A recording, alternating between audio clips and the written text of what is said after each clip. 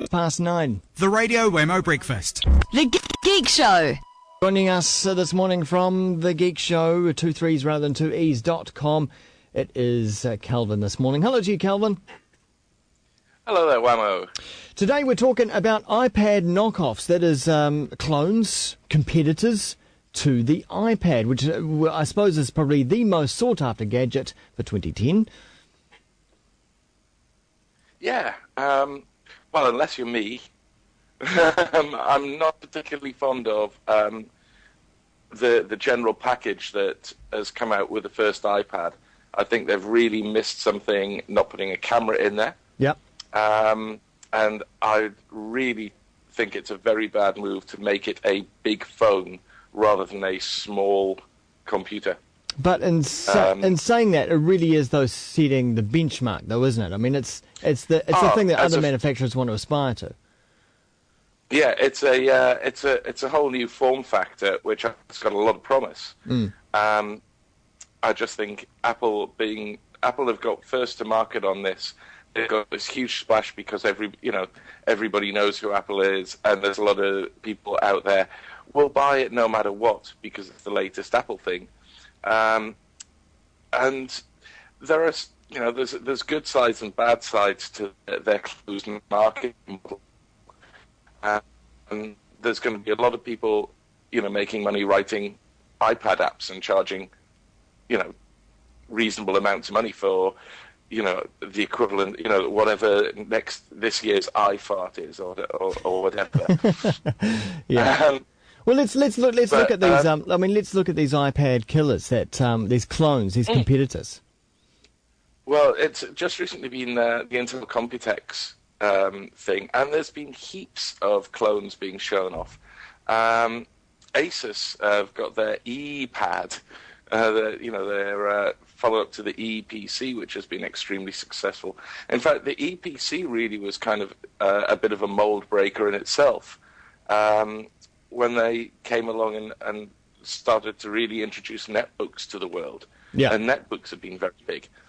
And they're going to have a 7-inch model and a 10-inch model running Windows 7 on an Intel Core Duo low-voltage version.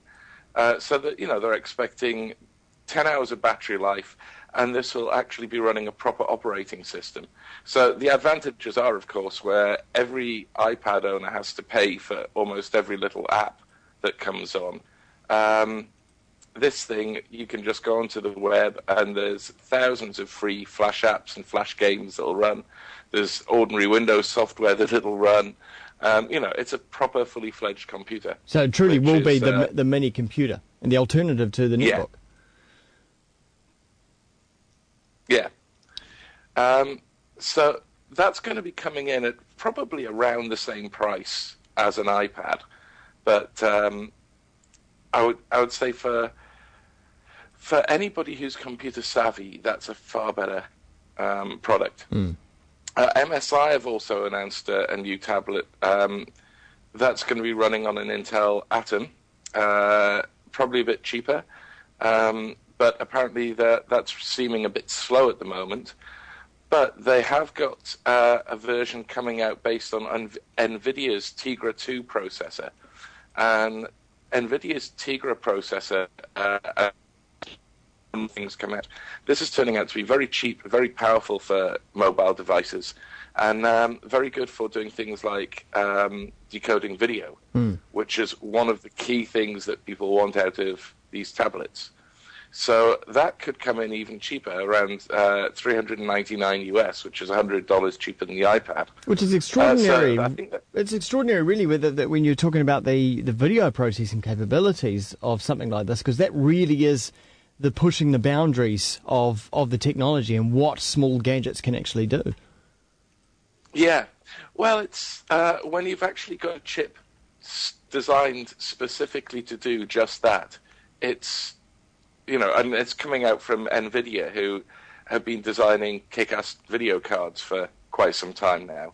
They've got all the expertise in there to make a single chip that's dedicated to decoding H.264 video. And it makes these things far more available to the low end market. Yeah, which is great for us.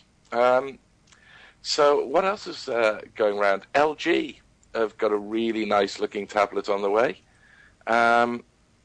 Unfortunately, none of these are actually out in people's hands at the moment. Some of them might not even be here till 2011, which gives Apple a big lead on this. Some of these, like the LG, to me looks like a photo frame. You know, the digital photo frames. Yes, yeah, they look very similar. In fact, it wouldn't surprise me if some of them are very little but a digital photo frame with a different chipset put in. Yeah, and a better screen technology on the front. Most of them are boasting capabilities at least the same as the iPad, if not more. What they've all got is USB ports on the outside and cameras on the front. Yeah, which I really think Apple made a big mistake not putting a camera on and not giving all that USB connectivity so that you can open it up to the world of extra devices and real keyboards and stuff. Good point. There's another one from MeeGo as well, and that's running with a different processor, a 1.5 gigahertz Moorestown chip, and apparently that's going to be really thin, light, and really fast. Bad news once again, you've got to wait till 2011 to see that. Yeah. Now, a lot of these as well aren't going to be running Windows 7, they're going to be running Android. Which is the Google operating system, mobile operating system. Yeah, Google's kind of phone operating system. And the latest version of Android is getting brilliant reviews. So that could be very interesting. One of the things about that as well is, although there's been no official announcements about it, rumors abound about Google's offering into this market. So there could be a Google tablet coming up quite soon, or certainly an announcement of a Google tablet coming up. So with all these delays with the iPad getting into the non-US markets, I think they might wrap up the US perfectly well. But I think by the time they get to really pushing it out to the rest of the world, I think the competitors could be in the way. And then, of course, there's the knockoffs to come. Yes. The first of them started I heard about the first of them about a few weeks ago, about 2-3 weeks ago. I heard about some lower powered ones, but now there's one come out, the iPad, which is a $150 iPad clone. Coming out of China? Yep, coming out of China, coming out of the same factory, which is most likely. There's no proof on this, but it's coming out of a similar area, and this, of course, is the famed factory of the many deaths and lots of claimed suicides at the moment. That's right. But surely there's no way that this will get outside China. I mean, there's no way that Apple will allow that into other countries. I mean, it's obviously a clone. It infringes on all kinds of copyrights, I'd imagine. It's funny that both the iPad and the iPad share the first letters IP. Yeah. If not the general feeling of that goes behind it. They'll probably have a damn good try at restricting it, but I think they'll have a hard job stopping, grey imports and people just ordering them from China. Yeah. Because the things are so damn cheap. The first ones are a bit underpowered, but they've got next-gen ones already, already coming out and already up to the speed of the iPad. So I think they'll have a hard job keeping these out of the market, especially given that...